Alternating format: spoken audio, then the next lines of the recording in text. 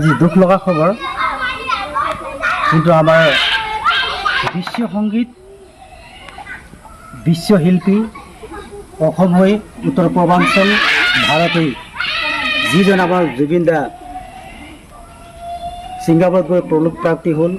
আমি অসমবাসী হৈ মৰ্মৰিত আমি হৃদয়তে আমি দুখ সুখ প্ৰাৰ্থনা কৰিছোঁ। আজি আমাৰ গোটেই গোলাঘাট জিলা সৰুপথাৰ ৰজাগুৰি পঞ্চায়ত অন্তৰ্গত কাছামাৰী গাঁৱৰ সমূহ ৰাইজ ও নামঘৰ কমিটি হৈ সমূহ আই মহিলা হৈ তেওঁৰ দিবংগত আত্মাৰ গোলোক ধাম ঈশ্বৰৰ পৰলোক প্ৰাপ্তিত আমি সকলোৱে সুখ প্ৰাৰ্থনা কৰি এগছি বন্তি জ্বলাই তেওঁৰ আত্মাৰ চিৰশান্তি জুবিন দাৰ পৰিয়ালৰ দেউতা পৰিয়ালসকলক আমি গোলাঘাট জিলা অন্তৰ্গত সৰুপথাৰ পঞ্চায়ত হৈ আমাৰ শিৱ মন্দিৰ প্লাছ নামঘৰ হৈ আপোনালোকক সুখৰ এটা শ্ৰদ্ধাঞ্জলি আমি এটা মেছেজ আপোনালোকক দিছোঁ।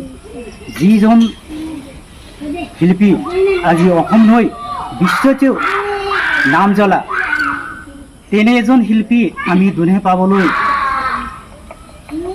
টান।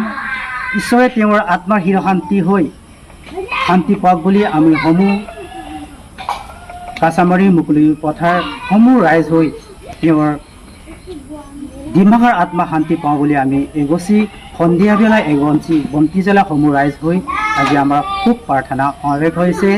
আৰু আমাৰ এতিয়া 2 মিনিট সুখ প্ৰাৰ্থনাৰ মৌন প্ৰাৰ্থনা হ'ব।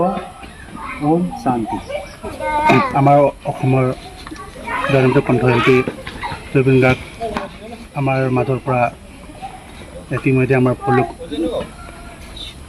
গৈছে। সেইবাবে আমাৰ কাছামাৰী মুকলি পথাৰ ৰাইজৰ হৈ আজি আমাৰ জুবিন গাৰ্গ